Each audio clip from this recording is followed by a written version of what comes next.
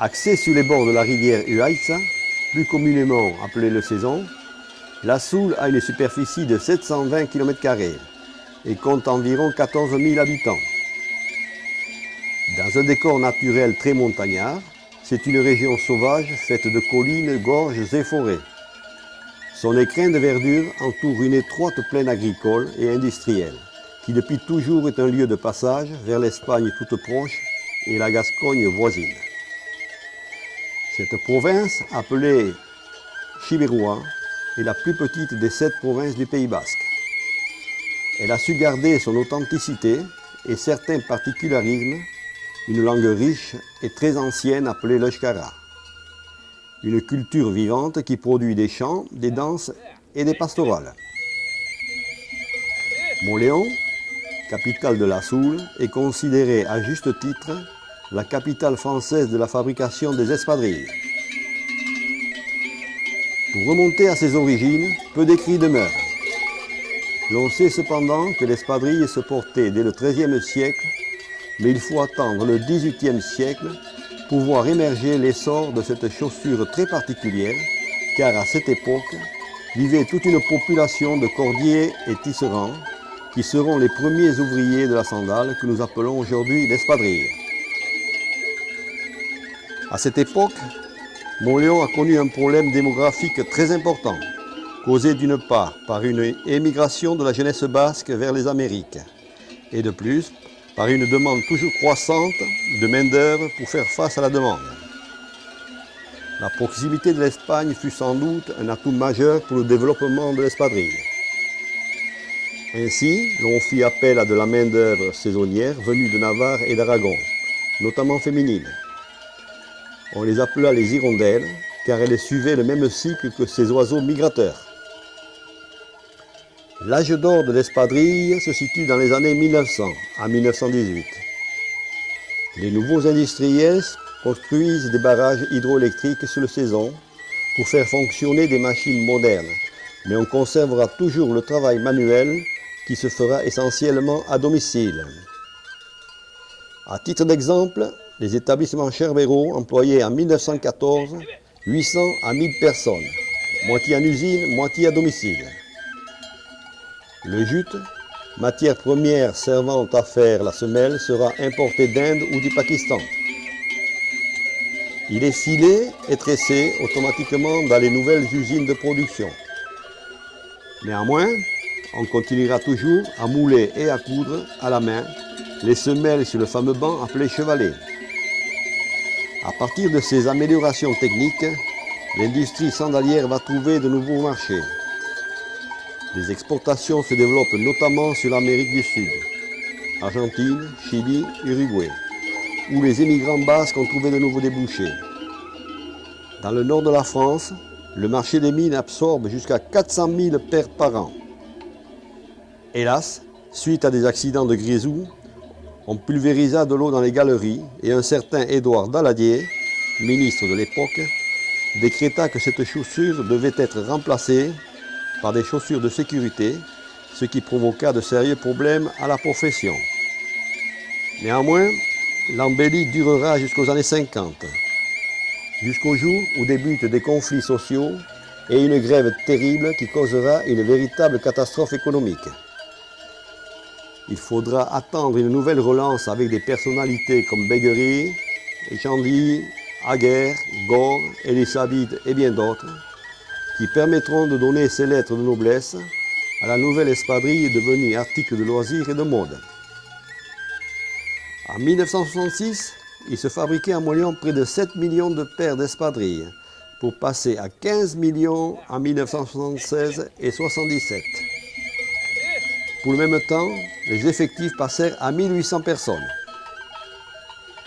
En 1977, un nouveau séisme frappa la profession. Et l'on voit arriver sur le marché les premières espadrilles chinoises à un prix de dumping.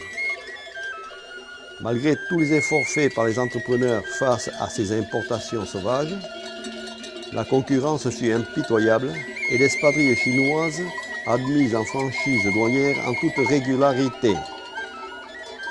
C'est le début de la fin pour bon nombre d'entreprises qui se battent bec et ongles dans un combat par trop inégal.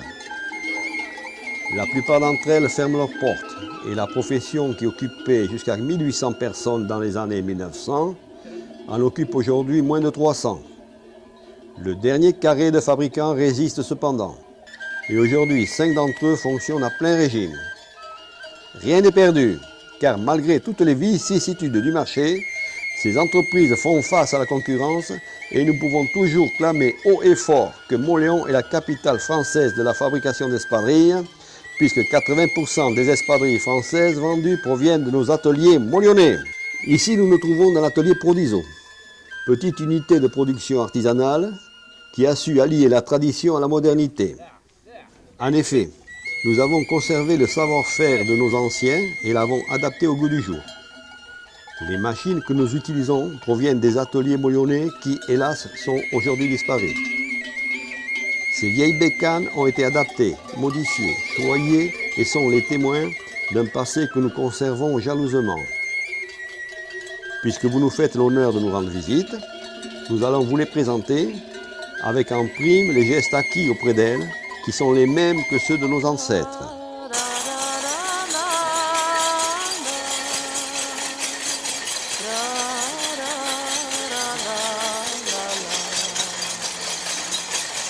On voit très bien les fils intérieurs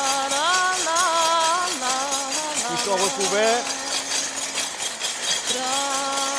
par l'entrelacement des autres fils. Le tout est entraîné et enroulé dans le touret. C'est un métier qui est totalement automatique et qui fonctionnera sans interruption jusqu'à ce qu'une bobine soit terminée. C'est un métier qui est très ancien. Aujourd'hui, il existe bien sûr des métiers plus performants, mais celui-là, c'est vraiment le métier d'origine qui mérite d'être vu. On va la passer dans un cylindre ici pour l'écraser et arriver à ce résultat d'une tresse bien aplatie, bien régulière.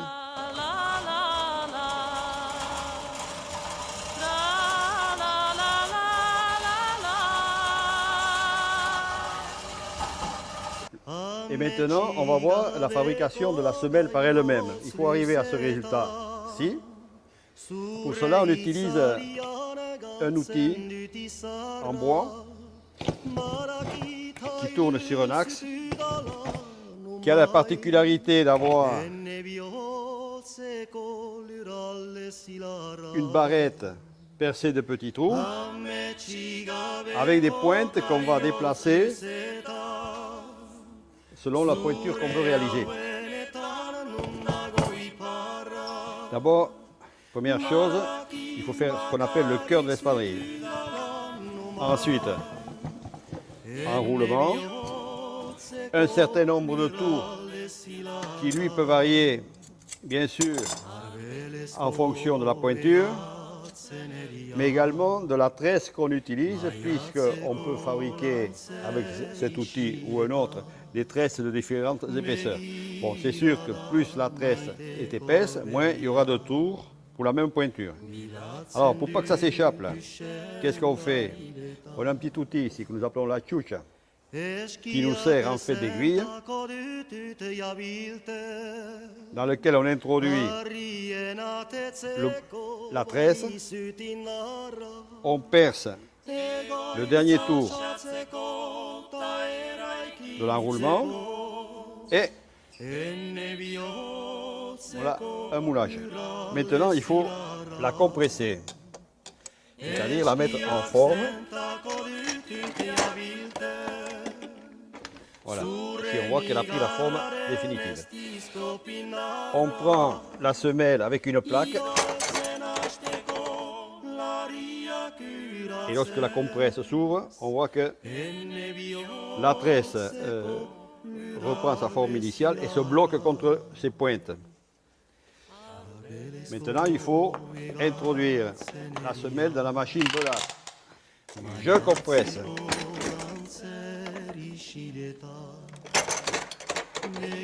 Je saisis la semelle et je lance la machine.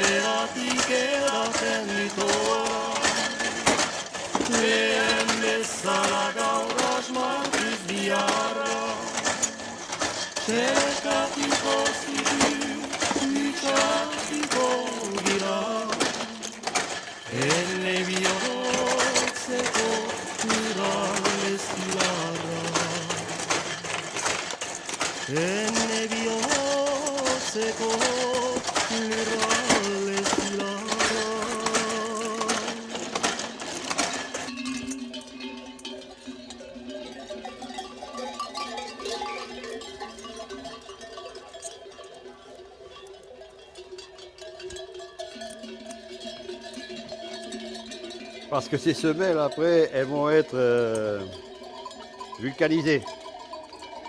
D'abord, c'est une opération qu'on ne voit pas ici, puisque je le fais sous-traiter par les établissements Armaïté d'Idoxmendi ou Mégam de Moléon, qui eux ont le banc de presse, nous on n'a pas le banc de presse. Après, pour savoir si la semelle est à la bonne pointure, je prends les semelles et je vérifie.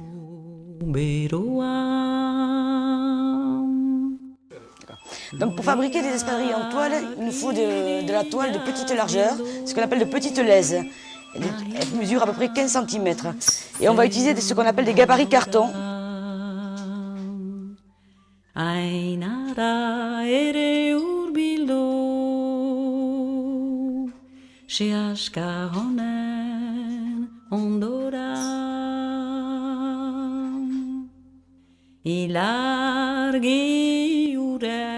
On va faire un matelas. Un matelas de 12 paires.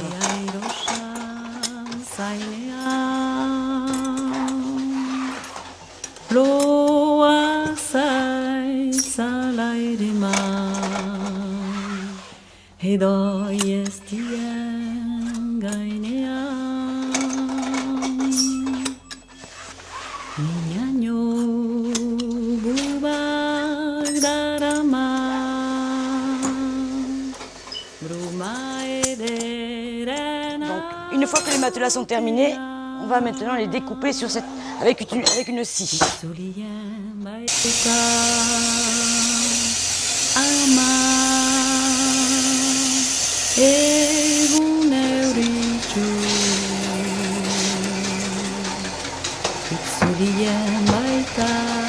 Donc c'est une scie circulaire sans dents et je vais suivre maintenant le tracé que j'ai fait avec la craie de tailleur.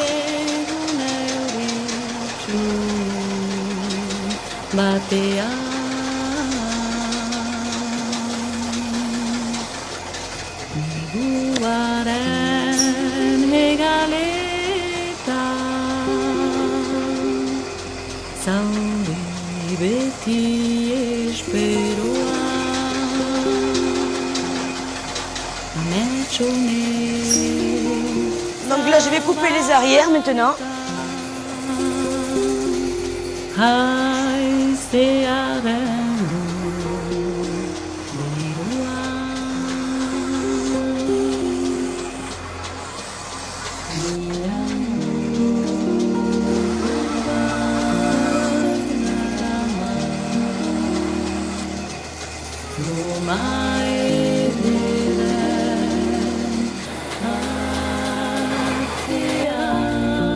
Donc une fois qu'on a coupé l'avant et l'arrière, il reste une opération qui est l'assemblage de la toile et en fait qui donnera l'espadrille une fois qu'elle est montée, finie.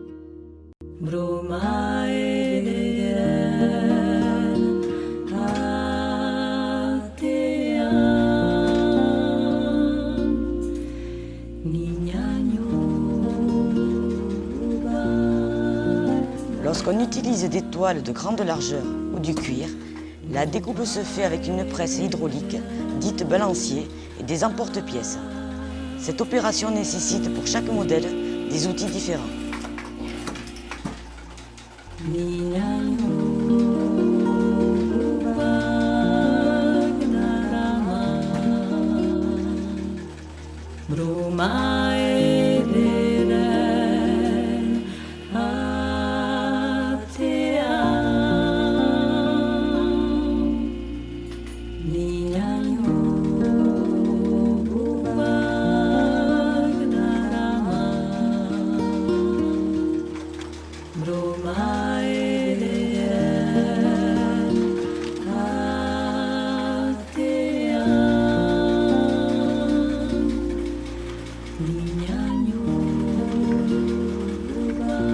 Les empeignes découpées sont ensuite bordées et assemblées. Les opérations varient suivant chaque modèle. C'est un travail de haute précision qui nécessite un savoir-faire et un tour de main de qualité.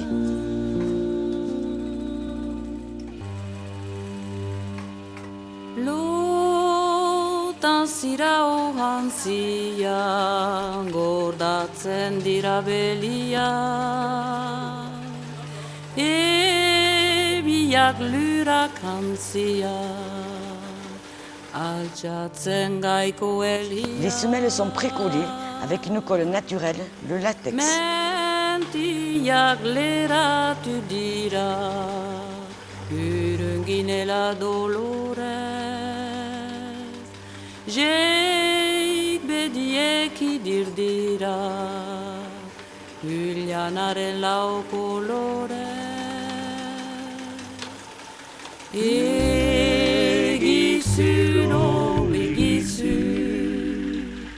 Amen, charilo, eta esti bekisu, ma teletambi, egisu no egisu, amen, charilo.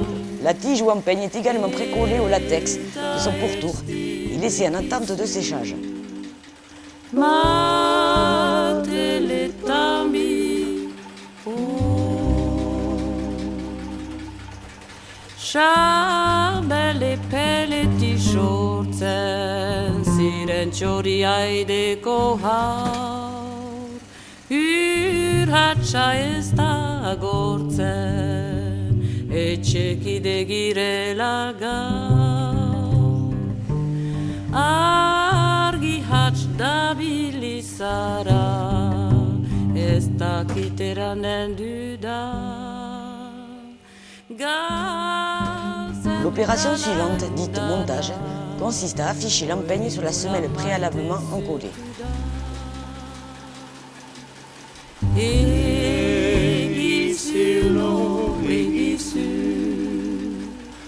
Amen, Sharilo, eta esti bekisu, ma teletambi, egisu no egisu, amen, Sharilo, eta esti bekisu, ma teletambi,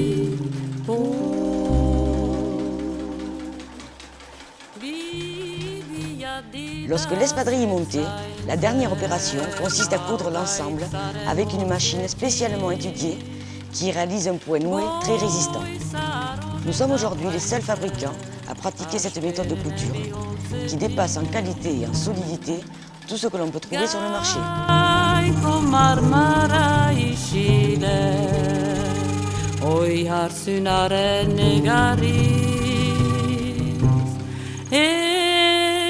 Salai huis ile, agertuko deizutari.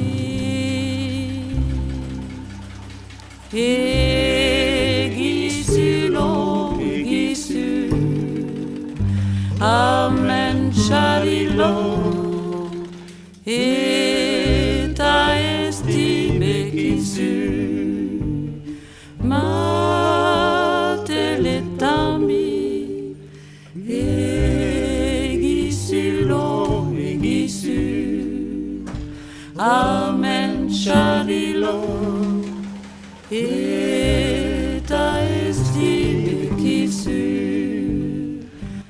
originalité de notre atelier, nous sommes l'un des derniers fabricants français à continuer à coudre des espadrilles à la main. Cette opération est effectuée par des ouvrières à domicile. Une ouvrière confirmée coud environ 2 paires par heure.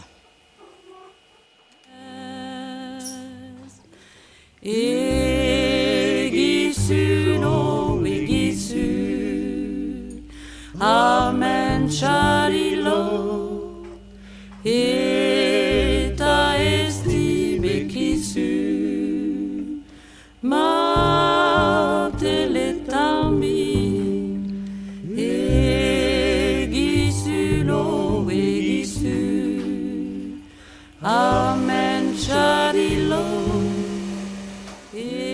Oui, mais si vous voulez pas de la rayure et vous voulez de la fantaisie, il ne reste plus que de l'uni et des petits pois. Vous allez les prendre? Oui. Faites quelques pas. Je vous mets un petit catalogue. Vous le retrouverez sur la boutique en ligne. Vous avez l'adresse.